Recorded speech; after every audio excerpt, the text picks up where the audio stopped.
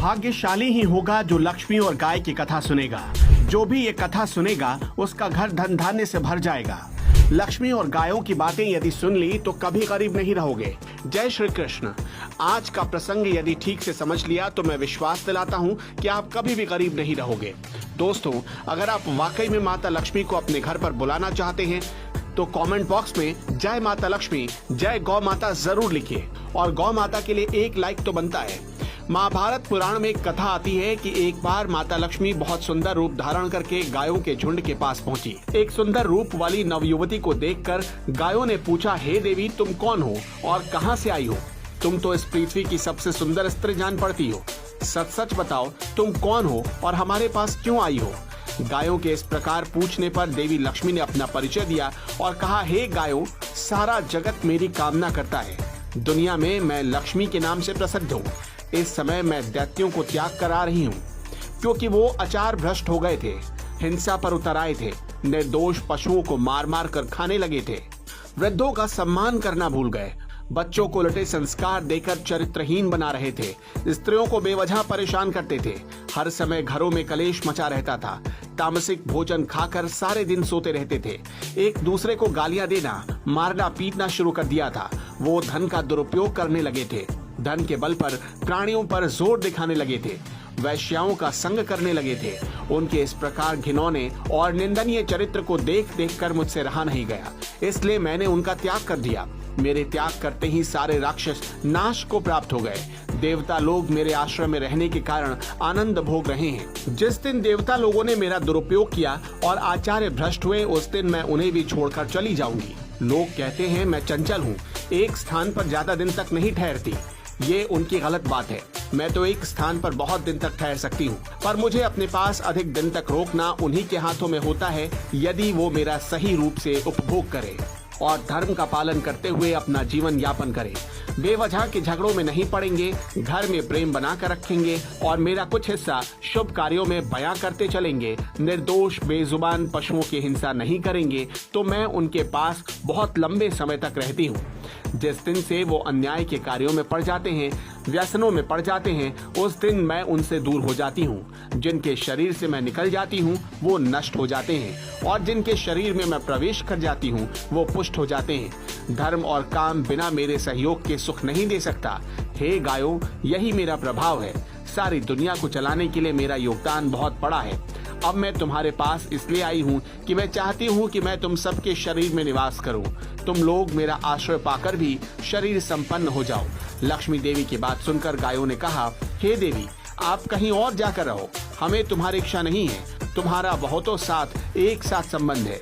तुम पापियों के घर में भी रहती हो और धर्मात्माओं के यहाँ भी, इसलिए तुम कहीं और जाकर रहो। तुम्हारी इच्छा हो, हमारा शरीर तो वैसे भी हष्ट-पुष्ट और सुंदर है, हमें भला तुमसे क्या काम? तुमने हमसे जो इतनी बातचीत की, हम तो इसी से स्वयं को धन्य समझते हैं। दोस्तों, गायों के मना करने पर लक्ष्मी ने फिर कहा, हे गायों, मैं वो सती हूँ जो लोगों को बड़ी मुश्किल से मिलती हूँ। लोग मुझे पाने के लिए ललायित होते हैं। इस संसार में शायद ही कोई बिरला ही हो जो मुझे ना पाना चाहता हो। मुझे पाने के लिए तो लोग दिन रात परिश्रम करते हैं, युद्ध करते हैं, चोरी तक करते हैं, एक दूसरे से छीनने का प्रयास भी करते हैं। मुझे पाने के लिए लोग सगे भाइयों से, माता पिता से भी विरोध कर लेते हैं। मेरे लिए लोग घर परिवार को छोड़कर परदेश में पड़े रहते हैं, फिर भी मैं इच्छा के अनुरूप उन्हें नहीं मिल पाती। यहाँ तो मैं खुद चल कर आई हूँ और तुम हो कि मुझे ठुकरा रही हो। आज मुझे मालूम हुआ कि बिना बुलाए किसी के पास जाने से अनादर ही होता है। फिर भी मैं तुमसे आग्रह करती हूँ कि मुझे अपने पास रहने दो, मुझे अस्वीकार मत करो। देखो, इस चराचर त्रिलोकी में कोई भी मेरा अपमान नहीं करता। मित्रों, लक्ष्मी जी की बात सुनकर गायों ने कहा, हे देवी, आपका अपमान या अनादर नहीं कर रहे हैं। हम तो केवल आपका त्याग कर रहे हैं, वो भी इसलिए कि तुम्हारा मन बड़ा चंचल है, तुम कहीं भी जाकर नहीं रहती।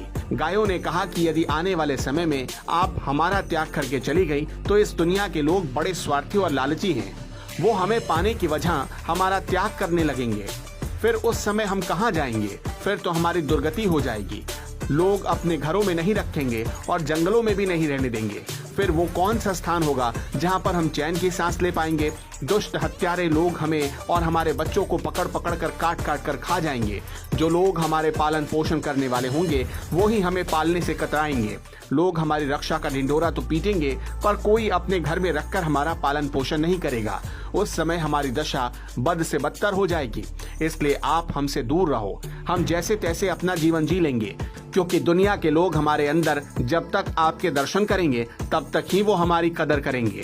आपके जाने के बाद कोई हमें पूछेगा भी नहीं, हम तुम्हें लेकर क्या करेंगे। गायों के इस प्रकार मना करने पर लक्ष्मी जी ने कहा, हे गायों, तुम सदा दूसरों का आदर करने वाली हो।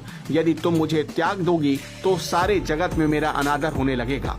मेरा सम्मान रख लो। मैं स्वयं चलकर तुम्हारे पास आई हूँ। मुझ में कोई दोष नहीं है। मैं तुम लोगों की सेविका हूँ। ये जानकर मेरी रक्षा करो, मुझे अपनाओ। तुम हमेशा सबका कल्याण करने वाली हो। तुम पुण्यमय पवित्र हो। मुझे बताओ, मैं तुम्हारे शरीर के किस भाग में निवास करूं। लक्ष्मी के बार बार निवेदन करने पर गायों ने उन्हें लौटाना उचित नहीं समझा और उन्होंने कहा, हे देवी लक्ष्मी, हम तुम्हें शर्त पर स्वीकार करते हैं। तुम हमारे अंदर जब तक चाहे रहो। यदि हमें कभी छोड़कर जाओ तो भी हमारे गोबर और मूत्र में हमेशा बनी रहना, क्योंकि हमारी ये दोनों वस्तुएं परम पवित्र हैं। ये तो हम जानते ही हैं कि तुम्हारे जाने के बाद लोग हमारा त्याग कर देंगे, परंतु हमारे गोबर और मूत्र में यदि तुम बनी रहोगी तो लोग इनका उपभोग करके लाभ अर्जित कर लेंगे। लक्ष्मी ने कहा, धन्य भाग है। लक्ष्मी जी ने कहा, धन्य भाग है हमारे जो तुम लोगों ने अपने अंदर हमें प्रवेश करने का अवसर दिया। तुमने मेरा मान रख लिया। तुम्हारा कल्याण हो। तुम्हारे गोबर और मूत्र में मेरा सदा वास रहेगा। मित्रों, आज भी गोबर पवित्र और धन प्रदान करने वाला होता है। जो लोग गौ पूजा करते हैं, गौ सेवा करते हैं, उनके घर सुख शांति हमेशा बनी रहती है। कभी धन की कमी नहीं होती। लेकिन हमेशा याद रखें, मन में आपके लालच कभी ना हो। धर्म कथाएं के YouTube चैनल को सब्सक्राइब करें और इस वीडियो को Facebook पर देख रहे हैं तो हमें फॉलो जरूर करें। धन्यवाद।